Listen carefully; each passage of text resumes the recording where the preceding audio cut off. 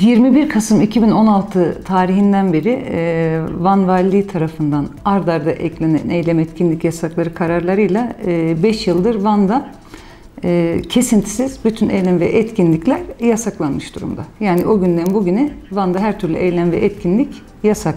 Eylem ve etkinliğimiz kapı takıyor. İşte tam olarak da şu. Bu yasaklamaların üzerinden 1893 gün geçmiştir.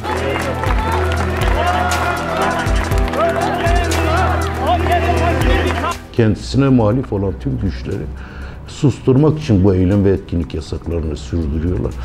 Valiliğin bu kararı almasının aslında hukuki ya da yasal bir dayanağı yok. İfade, toplanma ve gösteri özgürlüğü anayasada ve uluslararası mevzuatta güvence altına alınmış haklarımızdan olmasına rağmen Van Valiliği tarafından Türkiye'de eşi benzeri görülmeyen bir uygulamayla sıkı yönetim süreçlerinde bile görülmeyen bir halde devam etmekte. Son 5 yıllık süreçte Van'da çevre mücadelesi, taşeron işçilerin vermiş olduğu mücadele, tekstilde işten atılan işçilerin hak gaspları bize gösterdiği sonuç şu ki bu iktidar artık halk kesimlerinin hak arama mücadelelerine engel olmak için her türlü yolu deniyor. Van'da bu demokratik toplumun ortadan kaldırması, zira Van'da bir demokratik toplumun var olması bölgenin işte ta Kars, Hakkari, Iğdır, Bitlis illerine kadar oluşacak bir bağlantının koparılmasını amaçlamaktadır.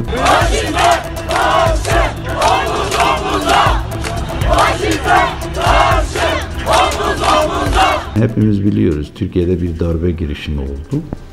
Bu darbe girişimi olduğu zaman da mevcut hükümet o zaman şöyle en üst düzeyden Cumhurbaşkanı'nın ağzıyla bir lütuf olarak gördü bunu. Maalesef bu lütfu halen devam ettiriyorlar. 5 yılı aşkın süredir ilimizde muhalefet kesimine uygulanan bir eylem etkinlik yasağı vardır. Fakat burada iktidar kesimine yönelik hiçbir yasak söz konusu değildir. Van bu konuda hüküm giymiş bir ildir. Yani Van'daki siyasi kesimlerin, Van'daki STK'ların, Van'daki sivil toplumun sesini kesmek, muhalif kesimin sesini kesmek için uygulanan bir uygulamadır.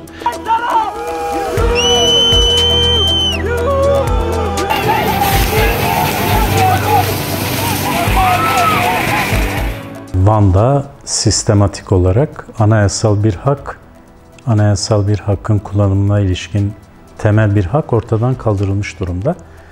Biz Van Barosu olarak bu yasaklara karşı hukuk yoluyla mücadelemize devam ediyoruz.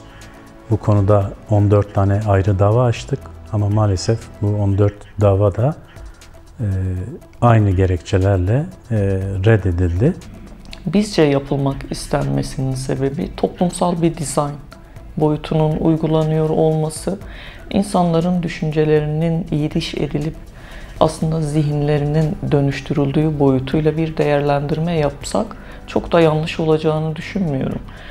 Çünkü bu noktada ciddi anlamda bir zihni değiştirip dönüştürme boyutunda bir algı yürütüldüğünü söyleyebilirim. Demokratik toplum olmadığında yöneticilerin eleştirilmesi, onların yanlış politikalarına karşı demokratik toplumun, halkın görüşünü belirtmesi imkansız hale gelmektedir. İlde 3 tane vali değişmiş olmasına rağmen bu uygulamanın devam ediyor olması Van'ın pilot bölge gibi seçildi ya da daha üstten bir yerden bir politikayla yönetildiği gibi bir düşünce oluşturmakta. İnsanların en temel hakkı olan bu hakkın kullanımı istisna. İhlal, yasak, işkence ve diğer kötü muamele neredeyse normal ve bir süreklilik haline gelmiş durumda.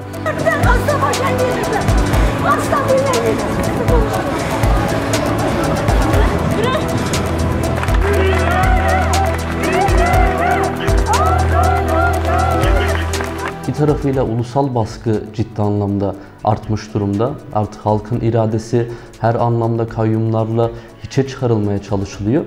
Diğer taraftan da bölgede uzun yıllardır Çinlileştirme politikası var. Yani partimizin söylediği bu Çinlileştirme politikası şu ki, bölgede uzun yıllardır teşviklerle ciddi anlamda yatırımlar yapılıyor. Ama ancak bu yatırımlar gelirken, şirketler, fabrikalar kurulurken bir tarafıyla da işçiler inanılmaz düşük ücretlerde çalıştırılmaya mahkum ediliyor. Şimdi böyle bir durumda iktidar sermayenin çıkarlarını korumak için ve ulusal hakları vermemek adına böyle bir eylem etkinlik yasağını sürekli gündemde tutar halde gözüküyor. Anayasal hak olan bir basın açıklamasını bile gösteremiyorsunuz ve bu da bize göre bir anayasal suçtur. Bununla ilgili olarak yapılmak istenen basın açıklamalarına çok sert bir müdahale var ve bunun üzerinden topluma bir mesaj da verilmek isteniyor aslında. Yani burada bütün toplumu baskı altında tutup ses çıkaramaz, itiraz edemez hale getirmek gibi bir gerekçe de var diye düşünmek yanlış olmaz. Yaptığımız eylem ya da etkinliklerde polisin yaklaşımı ya da müdahalesi sonrası basından da takip ediyoruz. Burada birçok defa izledik ya da başvurularımızdan ya da gelen raporlardan da bunu görüyoruz. Valilik bu uygulamayı devam ettirmekte kararlı gibi görünüyor. Bu yasak sadece belli bir siyasal parti, dernek veyahut da belli bir grup vatandaş için getirilmiş bir yasak değil. Van ilinde yaşayan herkese uygulanan, dediğimiz gibi temel bir hakkı ortadan kaldıracak şekilde, yani o hakkı özüne dokunacak şekilde uygulanan bir yasak. Bugün biziz, yarın sizsiniz. Ayakta olun, arkamızda.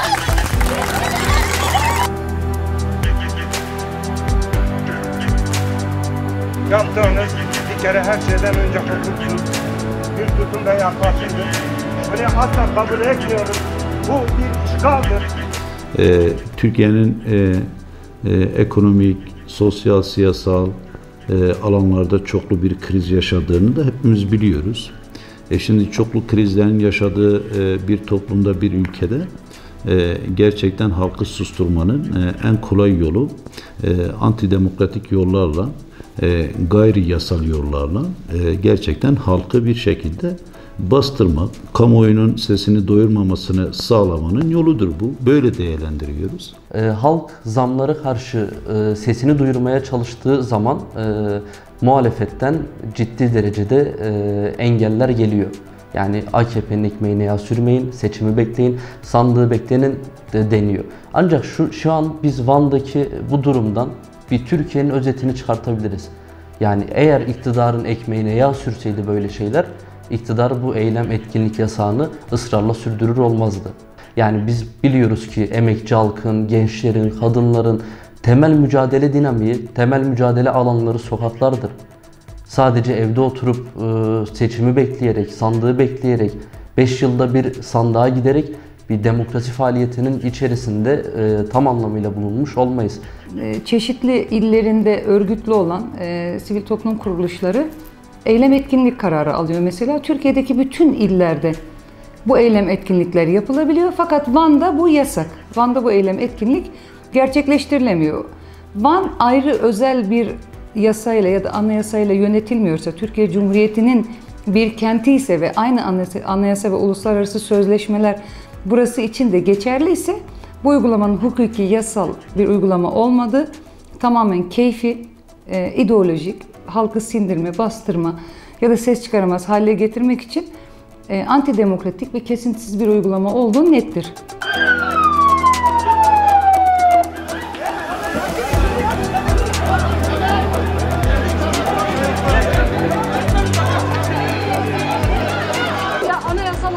Lütfen o bölgeye gidip basın açıklaması yapmayın. Lütfen. Hiçbir karar anayasanın üstünde değil.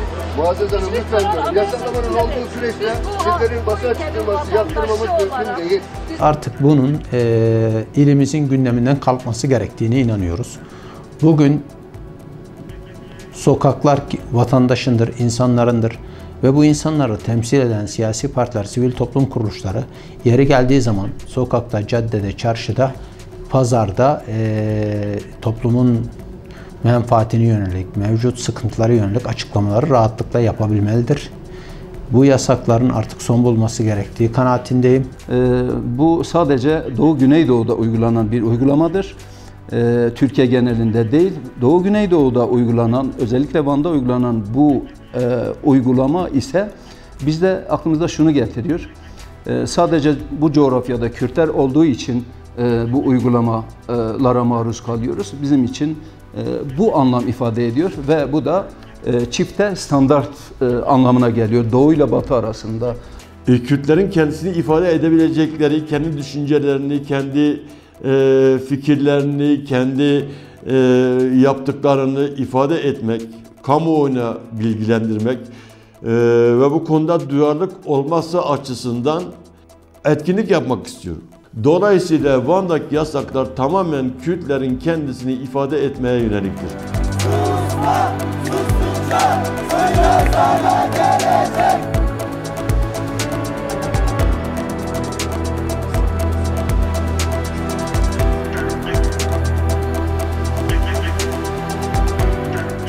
Anayasaya göre ve yine 2911 sayılı toplantı ve gösteri yürüyüşleri hakkındaki kanuna göre kişiler, yurttaşlar izin almadan herhangi bir konuda toplantı ve gösteri düzenleyebilirler. Van'da 1.146.000 yurttaş 5 yıldır en temel haklarını kullanamamakta. Sıkı yönetim süreçlerinde dahi bir hakkın bu şekilde kısıtlanması mümkün değildir. Gereklilik, oransallık ve süreçleri çok sağlıklı değerlendirilerek belli süreler için bir eyleme yönelik olarak alınabilecek bir karar ya da uygulamanın bu kadar keyfi olarak süreklileştirilmesi kabul edilebilir bir durum değildir. Van Valiliğine buradan seslemek istiyoruz. Lütfen kendi anayasanıza ve uluslararası mevzuatta güvence altına almış haklara uygun davranmanızı ve buna dönük kararlar alınmasının bir zorunluluk olduğunu tekrar buradan hatırlatmak istiyorum. Anayasal hakların ortadan kaldırılması, özüne dokunulması doğmaktadır. Bu nedenden dolayı bir an önce kaldırılması ve ortadan kaldırılan demokratik toplumun tekrar oluşturulması için yasakların kaldırılması elzemdir. Sokağı yeniden kullanmak, sokağı zorlamak, sokağa çıkıp eylemlilikleri yapma noktasında ciddi bir duruşumuz olacak ve olmaya da devam edecek. Buradan da bir kez daha ilimiz valiliğine çağrıda bulunuyorum. 5 yılı aşkın süredir devam eden dünyanın hiçbir ülkesinde, yani demokratik hiçbir ülkede olmayan bu yasağın ilimizde kaldırılması kanaatindeyim. Gösteri ve protesto hakkı anayasal güvence altında korunan bir haktır ve bu hak kazanılmış bir haktır. Yani emekçi halkın uzun yıllarca vermiş olduğu mücadelenin bir getirisidir. Ve biz bugün diyoruz ki biz bu kazanmış olduğumuz bu hakkı kimseye vermeyeceğiz. Bu hakkımıza sahip çıkmak için sonuna kadar mücadelemizi sürdüreceğiz. İl başkanlığı olarak gösteri ve yürüyüşlere kesinlikle müsaade edilmesini istiyoruz. Bu anayasal bir haktır. Bu bir antidemokratik bir uygulamadır. Türkiye otoriterleşen bu yapı içerisinde bunu böyle gitmeyeceği ve Kürtlerin bir şekilde kendilerini ifade edebilecekleri platformları oluşturacaklar. Bundan sonra da bu çalışmaları bir şekilde devam ettireceğiz ve bu yasanın ortadan kalkması için de elimizden gelen her çabayı gösteriyoruz. Ancak dikta rejimlerde bu tarz yasaklar uzun süreli devam eder. Ne olursa olsun eğer bu ülkede demokrasi varsa, bu da ülkede insan haklarından bahsediyorsak, bu ülkede özgürlüklerden bahsediyorsak, Van'da uygulanan bu gösteri ve yürüyüş yasağının bir an evvel kaldırılması demokrasinin, insan hak ve hürriyetlerinin ve temelde anayasanın gereğidir. Biz bu konuda da CHP olarak genel başkan düzeyinde, parlamentoda milletvekilleri, soru önergeleri şeklinde dönem dönem gündeme getirdiler ve biz bundan sonra da gündeme getireceğiz. Yani bu yasakların devam ettirilmesi aynı zamanda gücünü bu yasaklara karşı bir tepki gelişmemesinden de alıyor. Yani eğer örgütlü, toplumun tüm kesimlerine yayılacak şekilde bir tavır, tepki geliştirilebilirse ben bu yasağın daha fazla sürdürülebilir olabileceğini düşünmüyorum. Yaşlanma payı hakkımız diyoruz. Covid-19 meslek hastalığı sayılsın diyoruz. O hal ile birlikte kalıcı hale getirilmek istenen eylem ve etkinlik yasaklarına toplumun artık yeter dediği noktayı çoktan aşmış bulunmaktadır.